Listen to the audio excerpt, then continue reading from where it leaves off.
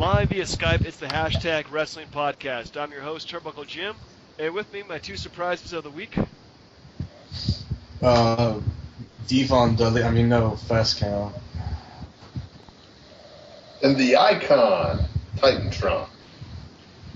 Sure you guys are. Anyway, so we have a pretty loaded show for everybody. Loaded in terms of there was a buttload of freaking wrestling this weekend. Thank you, WWE. I managed to watch most of 9.5 hours of it. Oh my god, so much wrestling.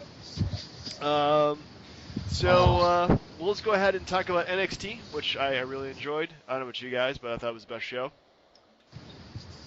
Agreed. There's a reason why that still bothers me, but yeah, it was definitely better. Yeah, you're still coming kind of choppy there, Brian. You might want to. Give me like 1 minute. I'll come right back. So you just go ahead and start without me. All right, we're starting without him. Starting without Brian. So yeah, Tim. Yeah, man, NXT, good stuff. Anyway, so we'll talk NXT, then we'll talk SummerSlam, and then we'll talk Raw from this past week. It's just tons of wrestling that we had to watch, and yeah, a lot of it was good. There was some interesting stuff, and there's some bad stuff too. So kind of mixed bag. It was definitely overkill. It really was. It really was a really brutal. Yeah, brutal is probably the best word I can think of. But that's all right. It was good, wholesome entertainment. Yeah, it was very wholesome entertainment that, what else can you do, right? So anyway, we'll have Brian back in 1 minute. Is there anything you want to talk about before we have Brian back? No, because we're not to SummerSlam yet, so I cannot express how much I hated it. Yeah, there was, I don't know, like, watching it, I felt like a good show, at least it was well-paced, and then the last, few matches there really disappointed. So, yeah, I feel your pain, I really do, but in the same vein, it's like, what can you do, really? Remember last week, though, I told you that Raw, we all said it was kind of vanilla, just kind of what you expect, and I said, that means the Raw after is going to be awesome, and that turned out to be pretty good. Yeah, it was pretty good. I liked a lot of the stuff they did. Like the Dudley Boys coming back for no reason. I did enjoy, the revelation, the reveal at the end, I should say. So that was pretty fun. But yeah, not. I don't know. Like Raw to me, it's a lot of every hour there's something big, but everything between that is kind of just a mixed bag, really. Yeah, that's true. That is kind of how they run things. Yeah. So that was pretty lame. But yeah, NXT at least gives me hope that there is going to be a better future for the WWE, and it is now. It's called NXT, and it's glorious. So let me get this straight. NXT, is that the show that Triple H runs and then Vince kind of runs everything else? Or? Yeah, pretty much Triple H, it's his baby, it's his show. He pretty much runs it. I think somebody else actually books it, but he's Triple H kind of gives the say-so of what they do with the booking, and then Vince McMahon's kind of the executive producer, but he's really hands-off with NXT. So yeah, it's been pretty much Triple H's baby. He pretty much handles all aspects of it in terms of production. So yeah, then it just proves that he knows what's best for today's wrestling audience, and Vince needs to just let him take care of everything. But it's Vince McMahon, and his ego is the size of the world, and he's no way he's going to give up control to anybody, let alone his own son-in-law, Triple H. But yeah, I mean, it definitely shows that Triple H is come a long way in the business and definitely understands the business. And I gotta admit, the talent they have hired for NXT has just been spectacular across the board. They've hired tons of guys in the indies, and it's paid really well for them, and they've made it really exciting again. Oh yeah, no, I can't wait to see what they got in store. Hopefully, this bleeds over into the popular shows. I know NXT is getting popular, but you know what I mean as far as Raw and SmackDown. Hopefully, this bleeds over more and more, and we get better wrestling all around. Yeah, I'm hoping that they well, I mean, like Neville was called up from NXT. He was a big call up this past year, and he's been featured, but like his matches have been good, but they could be a lot better. Um, well, he could have a lot he's wrestling a lot more, I should say. So the overall average quality of his matches has been better in NXT because he's only doing like one match every like month or so. So Yeah, they are kind of using John Cena the wrong way with those guys because you have Neville, almost beating him one week, then he goes to feud with Stardust. Then you have Kevin Owens who does beat him, then loses, and then loses again, and then he goes off to fight Cesaro. Like, all right, I think we're getting Brian back. Brian, can you hear us? Can you hear me? Yeah, you're sounding a little bit better, but are you in the bathroom right now? Are you washing your hands? No. Okay, because for some reason that's what it sounded like. I don't know why. it does kind Anyway, of you're in the shower. that'd be I embarrassing. swear I am sitting in a chair. Hair. Here I am. Anyway, so let's go through NXT and then SummerSlam and then finally Raw. So we'll start out. We're not going to do the untelevised at the moment matches. So let's go ahead and start with Justin. Jushin. Jushin. Jushin Thunder Liger defeated Tyler Breeze in 8 minutes 42 seconds. Brian, what did you think of the match? I'd like to think he also defeated Father Time there too. Oh yeah, Like years he old. looked, he's really 50. Yeah, he's like 51 years old. Like, dude, I had no idea, but damn if he's not like really good. Like, and I know I talked to Tim about this, but I really feel like Tyler Breeze should be on the main roster because he is so freaking over right now. Yeah. But as far as the match was fantastic. Agreed. Brian, Tim. Um, I liked it. Jushin Thunder Liger was a legend when we were all kids. He was that guy that they always talked about, and he had great feuds with Brian Pillman. That was awesome. But to see him again, it was just kind of nostalgic for me. So I thought that was pretty cool. And as I thought, he would win with the Liger Bomb. Yeah. Well, yeah, that's pretty much how the match played out. I guess Breeze jabbing didn't really lose anything, but being in an opening match like that definitely didn't hurt him either. So, Brian, you had Liger. Tim, you also had Liger. I had Breeze. So points to you guys. We're gonna be pretty brief with this because we have like 50 matches to go through, and they're all pretty. I think some of them we want to talk about more than other ones.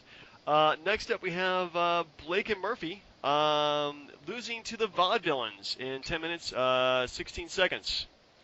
And actually, I gotta say, I love the Vaudevillains. They're kind of like my boys. So seeing this ending was very happy with it, especially with Blue Pants, who's also become one of my favorite divas as well, or better to say, female wrestler.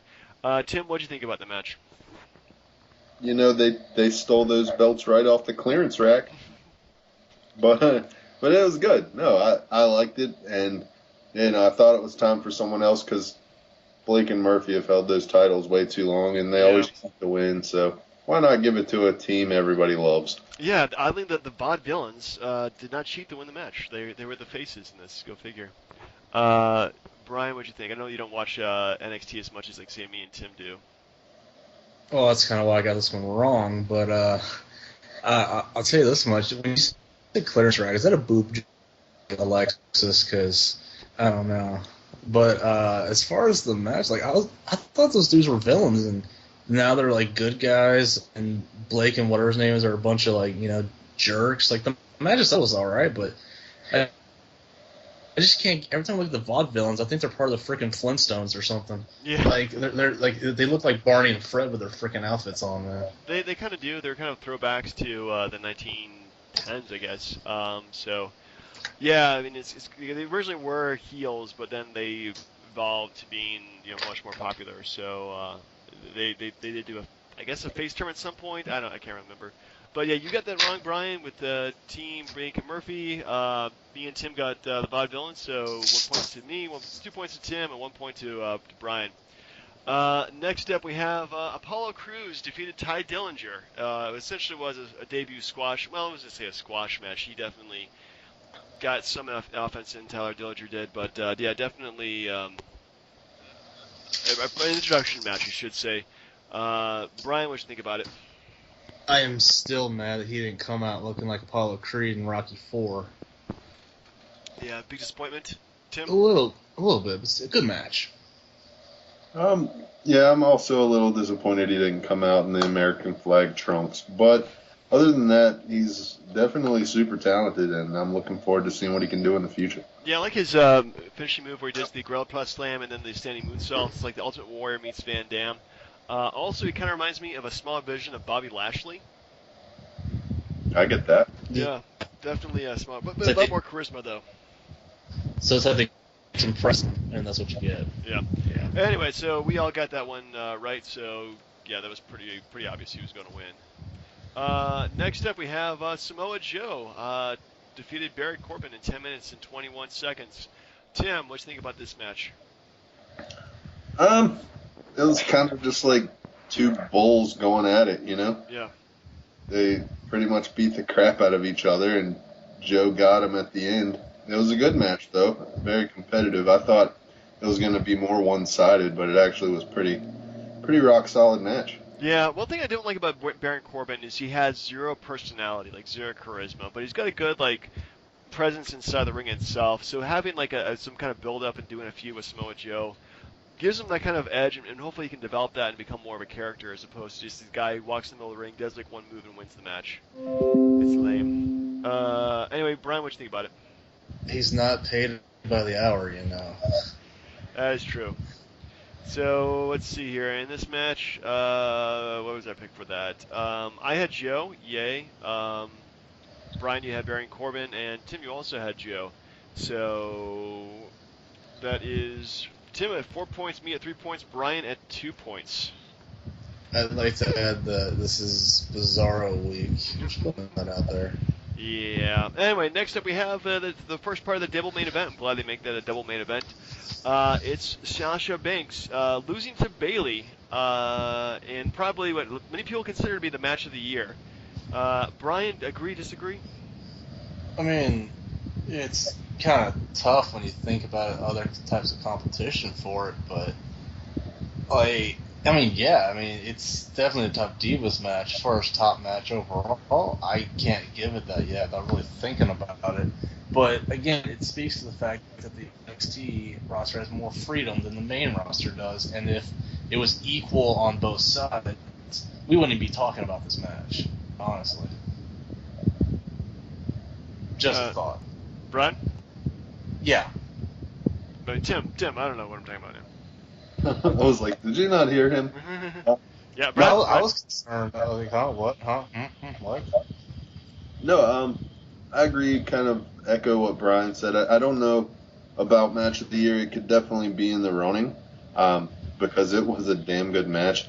And the NXT keeps cranking out these awesome Divas matches. It's almost more fun to watch them than the guys these days. And I used to hate women's wrestling. But yeah, it was a great back and forth, and Bayley got it, man. Yeah, well, I like it. You know, especially this match being the huge underdog versus the dominant heel, and the storytelling for this is great. Stupid Windows updates will destroy you all.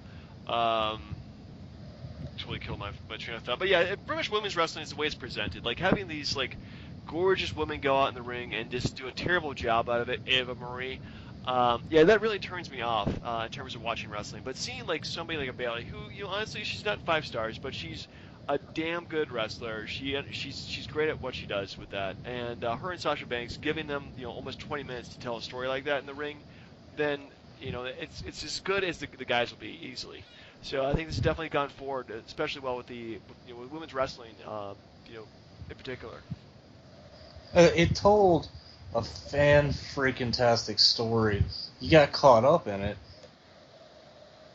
The only downside, and it's not saying anything about the match, is that they shouldn't have put those 2 matches back-to-back. They should have separated with some kind of filler crap match and then gone to Finn Balor and Kevin Owens. Yeah, well, I think they should have made the show 3 hours and actually put the extra matches in there, too. And That way there's more pacing. I guess they didn't want to do an extra hour of wrestling in there because otherwise we'd be just totally just overwhelmed. But yeah, I think that was really a big problem was going from that match straight on to Kevin Owens versus Finn Balor, which was another spectacular match too. So it's like I don't know, like it just really was. It didn't feel rushed, but it's like they had so much stuff going on that they had to kind of throw as much into it as possible. Predictions for that match. Let's see. Tim, you had Bailey. Brian, you had Sasha Banks. Man, you were really jobbing tonight. And I also had Bailey. So it's me at 4, Tim at 5, and Brian at 2. I mean, come on now. I mean, who really gave Bailey a chance? That stupid ponytail and like the wacky inflatable arm flailing tube. Oh, I man, love those kinda things. I deal mean, going and on. her entrance music is just. I mean, she's like so the anti like mean wrestler. She's positive and energetic and hopeful, and she's a great influence on the kids. And you just want to take her home to mom. Yeah, I really could. I really could, and Mom would love her. So I come to our main event, of course, which is the ladder match: Finn Balor versus Kevin Owens. Yeah, pretty much as best as you could expect from both of these guys. They're both fantastic performers and didn't disappoint at all. Unfortunately, after seeing so many ladder matches, you just kind of like wonder, like, what else could they do? And they didn't do anything like too spectacularly new, but it was really well done by both of them. Tim, what'd you think of the match? I think anytime you inject a ladder into a match, it's important not to so much that they do crazy things that make you say, "Oh my goodness," but that they use it in an artistic way and make it look good. They can keep it simple and make it look good, just like they did. I was waiting, however, on like a pop-up power bomb on the ladder that was wedged between the ropes. Yeah. Instead, we got like a back body drop or something, which was still pretty cool. No, he just fell back on it. That's right. But he cracked his head, and that was cool. It didn't go my way, but I enjoyed the match all the same. Brian, what'd you think about it? I seriously, and I said this to you guys, I think Finn Balor should have an entrance match with just The Undertaker at WrestleMania. Because, good God, that was so freaking long. It was drawn out, and it's really overrated. It's fun. Like, his music's great, but the rest of it I could do without. I will say this, though. Kevin Owens I love that dude's entrance. Just the music, the way he comes out. He has that look like he's just going to kick your ass. Like, I love that guy. Well, yeah, I do like Kevin Owens. I think he's probably the freshest thing we've seen in wrestling in quite a while. And he's just kind of like pretty much the guy who would just go out there and he doesn't show respect to anybody, which I kind of like. So he's kind of the tweener like that. But yeah, again, pretty much, yeah, they kept it simple, but also did a fantastic job telling the story too. And unfortunately, Kevin Owens has just got so much stuff going on between NXT and the main roster stuff that you kind of gets lost in. Well, let's say he's got so many. You kind of like it's almost like he's doing too much, unfortunately. But and unfortunately too, I think it's gonna be the last NXT match, at least in a while. But anyway, Wait, I got a quick question for you guys. I know we got a lot, but okay. Two questions. Who are the number one contenders then for Bailey and Finn Balor? And then what do you think about that whole click crap or the Four Horsemen shit in the ring?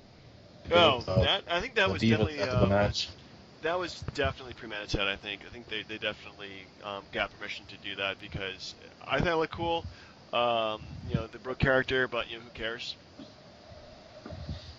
I mean, I get it. I don't know, man. Tim, what do you think? About the Four Horsewomen? Oh, sure. I think it's cool. I mean, you got Ric Flair's daughter, who has pretty much got the okay to do whatever her daddy wants her to do. So you got that.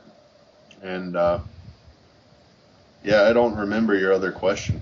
But that was... I mean, like... I'm okay with but it. Who's the number one contenders for these guys now? Because their competitors are on the main roster now. True. Probably Samoa Joe. I think him would definitely take on Finn Balor. As far as the divas, unfortunately, because they took out like 3 of the biggest divas they had, it's going to take a little while to replenish it. I mean, they're adding what's her face, something Jax or something like that.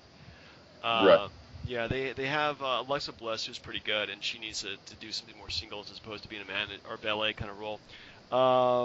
There's Emma, but she's like kind of like a mid card at best. Maybe that Dana Brooke would get a push because she's a good heel. I don't know. There's the good thing about NXT is that I guess there is like an end, end of the story. Like you will eventually graduate to the main roster, so it leaves like openings for new people to go in and get their push and have their moment in the sun. So it's kind of hard to say the Divas at this point, but I mean, I think they're smart enough to make it to it seems like a logical progress. All right. All right. So grades for NXT Takeover. I'm gonna give this an A freaking plus because I don't think there was a single bad thing about the matches. Only match that kind of disappointed me, I thought, was nothing. So yeah, it was freaking fantastic. Tim, would you grade it? Um, I mean, there were a few spots they could have cleaned up, but I wasn't disappointed by any of it, so I'm going to give it a solid A. Okay, Brad. I'm gonna give it an A plus, and I only feel like Tim, you only gave it an A because you saw Seth Rollins and it ruined your fun. Yeah, that's true. That ruined my fun. Well. Anyway, so solid grade for the entire show. Final count. Me and Tim were tied at 5. Brian has 3. What do you want to do as a tiebreaker? I thought you were going over the NXT matches for tomorrow? Or Yeah, I something. just want to do that, and then we'll pick the next pay-per-view that way. Are those the matches that we already picked? That's just going to be shown tomorrow? Yeah, it's gonna be shown tomorrow. They've already have spoilers for them, but we're not gonna do that in the show. We won't be dicks like that. Okay, fair enough. All right, and So, we tiebreak. Do I have a chance? If we get everything right and Brian gets everything wrong, then yeah, you would have actually a chance. So, Oh, that's very nice. So I guess of you. we'll continue this until next time. But are you guys okay with saying we'll just take a break for this week and not do a pay-per-view? Yep. Because I am wrestled out right now, and it's not. I mean, it's really too much of a good thing. So we can probably do something next week, so that way I don't feel like pressure to watch even more wrestling than I need to. We'll see. Since we got the thing coming up Wednesday for the tiebreaker, we can't watch one anyway because the winner of this was supposed to pick the pay-per-view, so we don't have a winner inconclusive. Yep, it's been on hiatus. So next up, SummerSlam 2015, 4 hours long, 10 matches, hosted by Jon Stewart, special guest appearance by Stephen Amell. I like the hype for the show. Got to give that. I give it an A plus. Jon Stewart. I give Jon Stewart the MVP.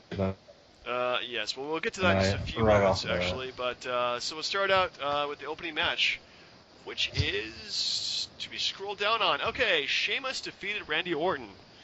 Brian, we'll start with you. What'd you think about this rematch from the previous pay-per-view? I'm really not a fan of Randy Orton leading off a pay-per-view because his matches aren't really that good, to be honest. Like, you want a match that people would be like, holy crap, or like a show stealer. Like a Cesaro Kevin Owens match. Yeah. But let's just beat the living crap out of each other. Now, I will give Sheamus credit. These guys have a double broke kick thing. I thought that was pretty good. Yeah. I think it's good too. By the way, you're also starting to break up a little bit too. Live Skype problems, folks. Yeah, I kind of agree with you there. I think that Randy Orton is kind of boring. Like, he's become stale. He's wrestled the same kind of way for the last, 5-7 years or so. So yeah, not a big fan of that. But Tim, what you think? Other than it sounds like somebody bro-kicked Brian's internet connection. No, it was a good match. It didn't go the way I picked, and I kind of agree. I really like Randy Orton, but he does need to add something new, a gimmick change, just something different about him needs to happen. But yeah, it was a good match, and Sheamus for kicking him and kicking him again. Sheamus actually won a match. Holy crap. Yeah, I kind of feel the same way. I think that it's hopefully this is the last match they'll wrestle with each other for quite a while. But for our predictions for that match, we had. They're somewhere. I wrote them down. I know it. There's just they get lost in the card here. Okay. So I had Sheamus. Brian, you also had Sheamus, and Tim, you took Team Orton for some reason. Boo. Boo to that man. Next up, we have the New Day. Defeated the Primetime Players, the Lucha Dragons, and Los Matadors to win the WWE Tag Team Championship. I'm going to start with you, Brian. What do you think of this match? First off, can you hear me? Yeah, you're a little bit better. I mean, you're not breaking up, sounding like you're Megatron or anything like that. So. I will say I did absolutely enjoy the New Day because that shit is entertaining, especially with Xavier Woods, the damn trombone. Yeah. Like, you can't beat that. It's pure Honestly, gold. their gimmick is like it started out so bad, like it was a complete train wreck, and then they turned it around like a complete 180, and it's just been fantastic. I mean, as far as the match itself, it was actually a lot of really good action. I don't know about you guys. Do you think like this is awesome? It's just overused now. Yeah, this is awesome. Chance to get them to me, and well, they haven't been overused as much as to do that to death. But the "We Are Awesome" chance got to go. Just ban "We Are Awesome" chance. Yeah. The crowd, though, you gotta love the energy. It's just, and it's cooler than chanting whatever the wrestler wants you to chant. I love it when they heckle everybody. It's awesome. Yeah, I mean that's one thing I do miss about the ECW crowds is like they had these smart ass chants that were great, and you know it does carry over like the northeast area and some other places too will have like smart crowds like that.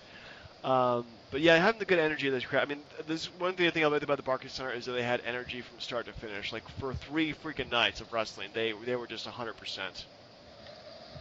Yeah. So we're talking about wrestling here. Oh yeah. So Tim, what you think about the match? A lot of great action. I was actually, who I picked, but I was rooting for them, obviously. But at the same time, I found myself rooting for the Lucha Dragons because Kalisto, oh my gosh, man, the moves he was pulling off in chain sequence, I was just sitting there constantly going, wow, wow. So I was really hoping they would have won. Yeah, that's one thing that the reason I picked them is because they're very fun to watch. Not much in the microphone, but yeah, this definitely entertaining guy. Especially like Kalisto is he's very small, but he can do some crazy stuff that nobody else can do. Anyway, so our picks for this match, Brian, you picked the New Day. So you're the one who got this right. Me and Tim picked wrong. I picked Lucha Dragons, and Tim picked the Primetime Players. Hooray! Hooray! This lead won't last long. No, it won't. Next up, we have Dolph Ziggler versus Rusev, and it ended in a double count out. Yeah, it was okay, but I really feel they should have a more of a definitive ending to this match. Brian, what are your thoughts? It's complete crap. Like, this is where this feud should end. Unless they're just like, oh, wait, we need to have and some take on Lana and Dolph Ziggler in a who gives a shit match. It was pointless. Like, Rusev, like, needs a win. He needs, like, to dominate somebody to get all this momentum he lost from Cena back. And he didn't get it because he had to look normal to Ziggler because they both couldn't look bad. It was just a complete crap match, in my opinion. Yeah, I agree with you there. I mean, I think that poor Rusev has been jobbed out. In the past year, he has lost so much momentum since WrestleMania, so definitely not a fan of him losing like that. No. Double countouts are horrible. And they should save that for a Raw or a SmackDown. You don't double count out the WrestleMania of the summer. You just don't book a match like that. That's cheating the fans and all the people that pay to watch it. It just cheats everybody. Yeah, I completely agree. So, a incredible ending to what was turned into a decent match. So, none of us got that right. Moving on. We have, my favorite match of the night. Stephen Amell and Neville defeated Stardust and King Barrett. What a shock! I Yeah. mean, they won, right? I know, complete shock. But I gotta admit that Stephen Amell did pull out 4 wrestling moves during the entire match and got his butt kicked at the same time as well. So it definitely showed that he was an actor who's you said he was out of his depth fighting them, but he's still able to do like a top rope plancha. So you gotta give him some respect there. So question though, did you guys think? What do you guys think about? Because I don't think he got I don't think he got the reaction I expected him to. He just came out there. It was okay, but it wasn't like, holy shit, it's the Green Arrow. You know what I mean? Well, It yeah. was like, it was lukewarm. He had a lukewarm reaction. Yeah, he did. I mean, they're wrestling fans, so they are very suspicious of celebrities. At least he wasn't like heavily booed. Um, and I think it's pretty much like the reaction they wanted would be off of away from the audience. So, because I think it was maybe more for the Stephen Amell fans to watch SummerSlam than to have wrestling fans like go and watch Arrow. So that's just my 2 takes on that. But I was excited And because Arrow in the ring. I tell you, as far as Amel goes, when he came out, like his getup looked like what Cody Rhodes used to wear before he was Stardust. Yeah, like I want Cody back, damn it. Yeah. Tim, what you think? Um, I don't watch Arrow, so I don't got the hype.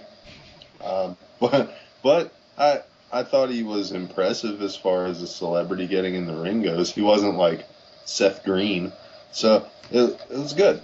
Yeah. Yeah. He's no Dennis Rodman. No, he's definitely not. He actually it appeared that he actually knew something about doing moves, and it looked realistic too. So yeah, it's probably one of the best celebrity matches I've seen in a while. We all picked the winners, so good for us, bully. Next up, we have Ryback defeated Big Show and The Miz in 5 minutes 34 seconds. Everybody's got one sentence to say about this match. Tim, go. Um, Even though I didn't pick it, it was predictable, really. Okay. Brian? Insert snoring noise. I got 2 words for you. Bathroom break. But you see, Tim, you picked the Big Show. Brian, you picked the Miz. I picked the Ryback. So points to me. And right now we're at Team with 1 point, me with 3 points, and Brian with 3 points as well. So All right. catching up with you. Next up, we have the tag team match. Roman Reigns and the not turning Dean Ambrose defeated the Wyatt family in 10 minutes 56 seconds. Brian, what are your thoughts on Team Mini Shield? It was disappointing because it's sort of like they had. It's a throwaway, in my opinion. It's like they didn't really have anything for Reigns or Ambrose, so it's just like, let's just have them beat up the Wyatts, who braid jobs to everyone at every fucking major pay-per-view. And without them turning on each other, it's just like, oh, it's predictable. Like, it's not even really that good because the Wyatts didn't even put up as much offense as Reigns and Ambrose. It didn't. Like, it looked one-sided to me, in my opinion. Yeah, it really did feel one-sided. I did like some of the matches they did, like the Doomsday Device and the 2/3 of a 3-person powerbomb. So yeah, it was very just disappointing there. Tim, what you think? Disappointing. Yep. They had the opportunity for a big reveal here on a grander stage. They chose to wait a night, but other than that, it was one-sided. It was disappointing. It wasn't as competitive as it needed to be for a pay-per-view matchup. Granted. So I was the only one who picked Ambrose and Reigns. So you guys both chose the Wyatts. So I am the leader with 4 to Brian's 3 to Tim's 1. Not bragging or anything like about that. Next up, we come to the WWE World Heavyweight Championship match is the 7th match of the night, as opposed to being the main event. But I guess they didn't want to have them 2 back-to-back. So Seth Rollins defeats John Cena to win the U.S. Championship, and with the help of a little guy named Jon Stewart. Brian, would you like to talk about this first? easily match of the night, and it has nothing to do with the ending. I swear to God. Like, tell me you can find another match where it's not necessarily the ending, because the ending to the main event wasn't good. Yeah. So, despite him looking like the freaking White Ranger, Seth Rollins did a damn good job. Cena did his end. Jon Stewart, it made no sense to me, and even his explanation didn't really help. But at the end of the day, I'm glad I'm cool with picking this one wrong, because I wanted Rollins to win. But at the same time, Jon Stewart seemed out of place. Yeah, I gotta admit that was a bit of out of place too. So, and yeah, it's kind of hard to say exactly what I felt about this match. I thought it was a great match, but a terrible ending to it, as most people will say. Tim, what'd you think?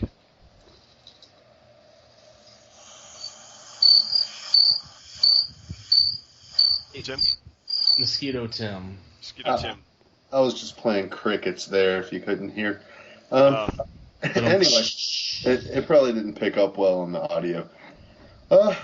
Yeah, good match. I can't take anything away from the actual match. And if Seth Rollins would have had a white sports coat, he would have looked like one of the Bee Gees.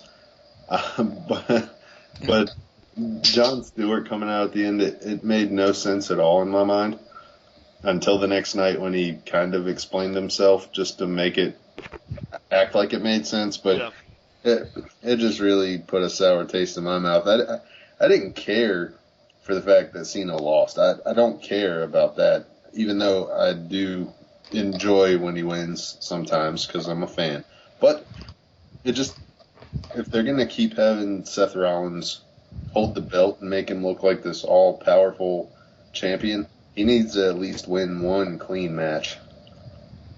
Yeah, I agree. The only match he's ever won clean, I think, was beating Damon Ambrose in the ladder match. I think that was the only time, if I can remember. The thing is, like, he's a heel. Like, heels aren't supposed to win in conventional good guy fashion, Like, he's supposed to be slimy and squirmy and win. But the only thing it's proving is that, like, he's the guy, and I know everyone's used to change, but I still like the belt being on him, because find me a wrestler in the company besides, like, Cesaro or Owens that's better than he is. True. No, he's probably the best wrestler they have, and he's been doing nothing but great matches, too. So, yeah, no problems with him being champion. And, he's the president of the company. What can you say? So anyway, both you guys picked this wrong. I picked this right. So, again, so I'm at 6 points, Brian at 3, and Tim at 1. Tim, you're just not having a good night on Sunday, did you? No, it goes right along with how I felt about the whole show. Yeah.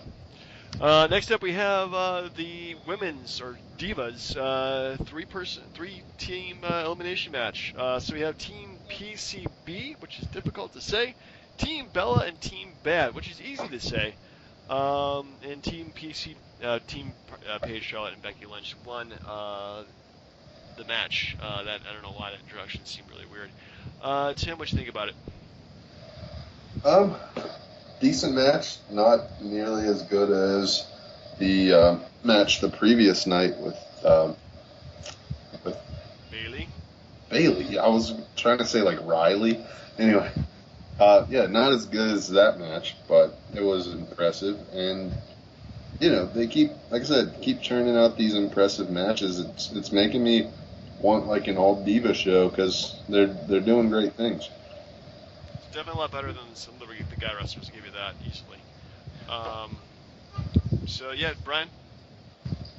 Did you guys notice that they were getting booed, or during a lot of the match?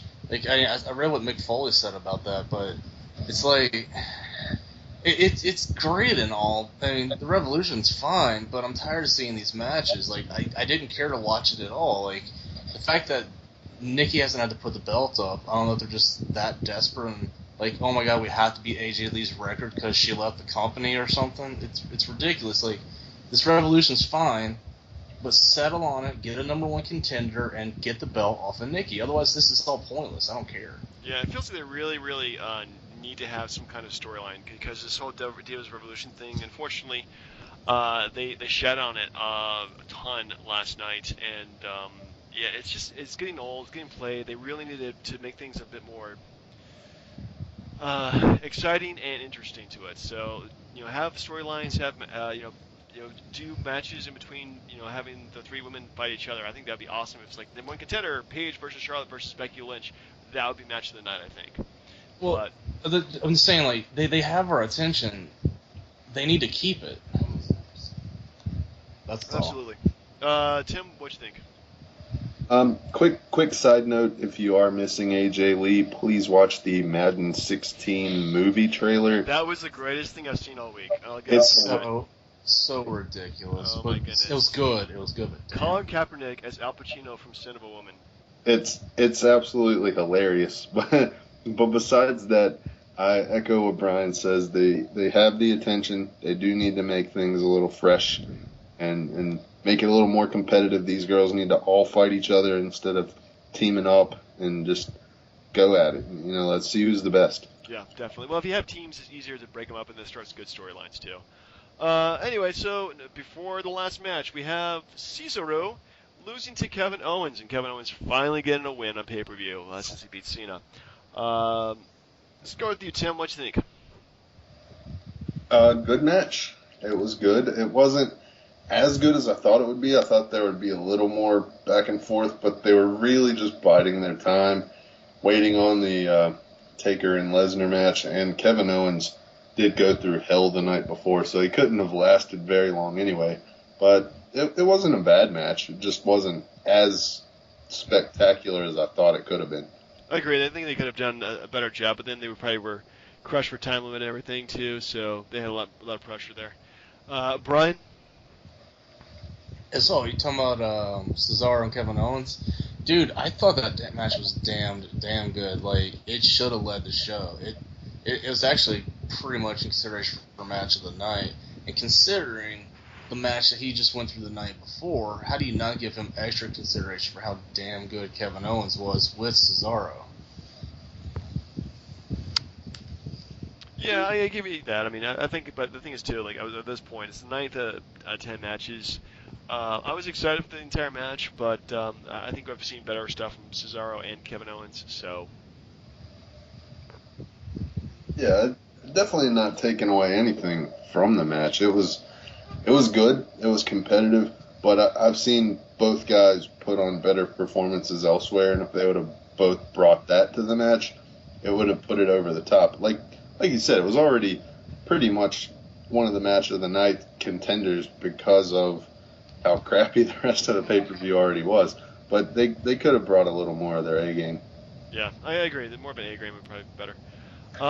So finally, we have our main event, the match too big for WrestleMania, with The Undertaker defeated the Brock Lesnar in a very controversial fashion.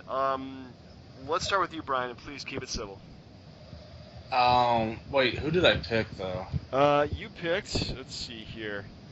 You picked The Undertaker. All right, now I don't feel so bad. It's okay. The middle finger was fine. But the way the match ended was complete crap because it's like Undertaker needs to cheat to win. Like are they setting him up to be a heel? I don't know what they're doing with the guy. Like if you wanted him to really avenge that loss, he should have beat him straight up and manning the hell up. But he didn't do it. It's disappointing. Indeed. Tim? Goodness. Where do you start? When the timekeeper is a better ref than the ref, you know that you have a disappointing main event. So Lesnar has the Kimura. Taker's tapping out. And the timekeeper sees it. So he rings the bell. Otherwise, Brock would not have let go, and it would have ended anyway. I know it's all for play and show. It was built that way. But to have it end on a low blow, I just like the fact that Lesnar still didn't tap. Yeah, well, it's hard. It was really hard to book this in a way that both these guys are still retaining their heat and still look good.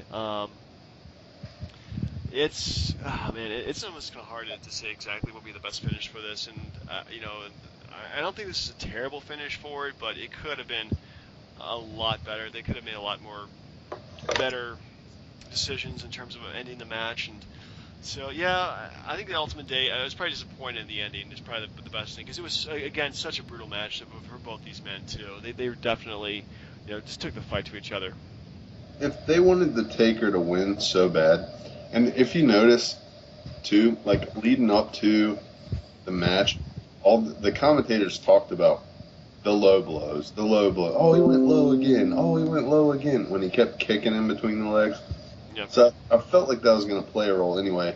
But if you wanted him to win that bad, why not, while you're in the Kimura lock, tapping out, which would still be controversial, but have Lesnar's shoulders down unknowing to him and have him count to 3 if you're going to just end it that way anyway. Yeah, that's true. I mean, there could have been different ways of ending the match. So anyway, so me and Brian both got it right. But the ultimate score was Brian 4, Tim 2, and James with 8. So Wait, you got 8? I predicted 8 out of 10 of these matches. Dude, just go stand outside so you can get hit by lightning. I don't know this man. Excuse me as I go buy a lottery ticket. Yeah, actually, it's probably my best performance I've ever done since we've been doing this. So yeah, and as we agreed, the winner would choose the punishment to the loser, which would be Tim. That's right. All right. So your punishment, you have Netflix, right? I do have Netflix. Okay. You get to watch the first episode of Arrow. I will do that. Yeah, and it's like 40 some minutes long. It's probably longer than usual, but I hope you do enjoy it. And if you don't, just keep on watching until about the 6th episode, then it starts getting really damn good. You know what? I'm going to Raleigh tomorrow for the whole leg thing, and I'll have Wi-Fi in a hotel room when I'm done there. So I'll just watch it just to watch it anyway. It won't even be a punishment. How's that? Okay, fine. Take that punishment and make it a reward. I was going to give Tim an idea based off the fact that I'm going to be last on NXT. If you beat James, you could just roll the Arrow punishment over to me so you don't have to watch anything. Or you can also watch Arrow as well and let me know how it is. Yeah, we could all just watch it, and then there you go. Yeah, there you go. Then we can talk about it with James. We can totally discuss it. It's been a while since I've seen the first season, and the second season was probably the best one they've done so far. Anyway, so grades on SummerSlam. We'll start with you, Tim. What do you think about it? Oh man, worst pay-per-view of the year. Really? I'm gonna give it that. And I'm not gonna go dropping F-bombs on it, but I'm gonna give it a D. Brian, what do you think? I wouldn't say it's the worst of the Battleground. I thought was worse because it was setting this crap storm up. I'm gonna give it a B because of John Cena not winning. That's the only reason. Well, hate. Man, it's kind of hard to say exactly what my because there wasn't anything. I mean, the endings I thought were really horrible. The matches themselves were not too bad. It didn't feel like a really badly paced pay-per-view, and the backstage stuff was actually pretty good. Man, but I'm gonna go with a B. Just general principle. I think overall it was a lot better than you guys probably get credit for. So. I think the reason for my worst grade is the fact that they built it for 4 hours, and it was 4 hours of mediocrity. Yeah, they could have done some more interesting matches in it if you ask me to. Okay, well tell me this then. What was a better 4-hour show, this or WrestleMania? Mania? I like Mania, yeah. Yeah. That's pretty easy. I mean, it is Mania. Mania, hands down, I thought was a better show. But then again, it is Mania, and they really need to do more special things for it, like having a lot more gimmick matches, or just doing like special entrances, or just make it feel more special. SummerSlam has always felt like the WrestleMania of the summer, but they really need to make it feel like it's a big deal to watch it.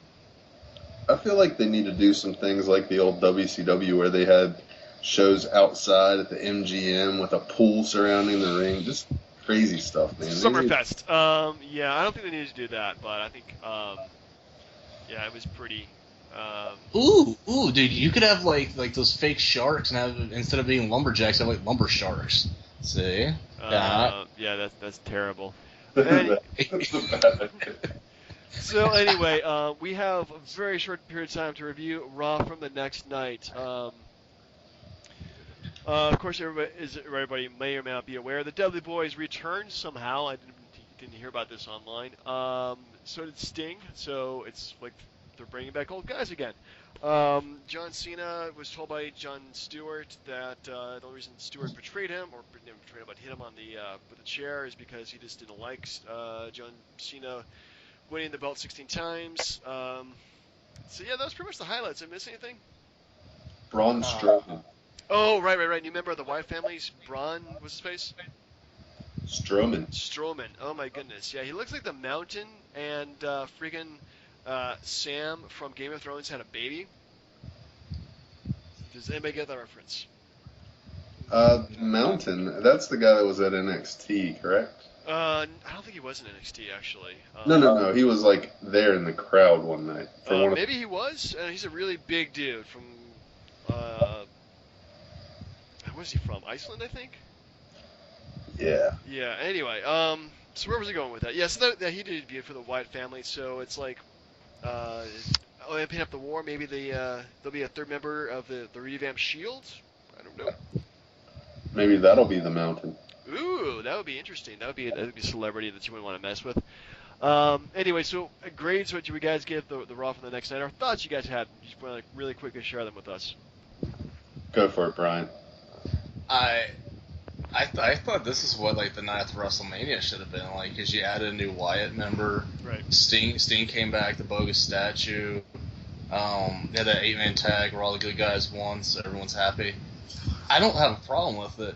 I will say, if you saw the Seth Rollins statue, the U.S. title wasn't even done on it, so it looked horrible. But I will give Sting credit for somehow fooling people into thinking that there wasn't a statue on there, it was him. Unless, the statue weighed 240 pounds and they didn't notice the difference. That was smart. Mm-hmm. Right, indeed. Indeed. Can I ask you a quick question, though, about this? Super quick. Yep. Okay. If he couldn't beat Triple H, why the hell is he getting a title match? They gotta explain that somehow. Yeah, that isn't making sense, that he's just only getting a title match after wrestling one freaking match in the company. It doesn't have to. He's Sting. It's like Hogan is Zeus. Your argument is invalid.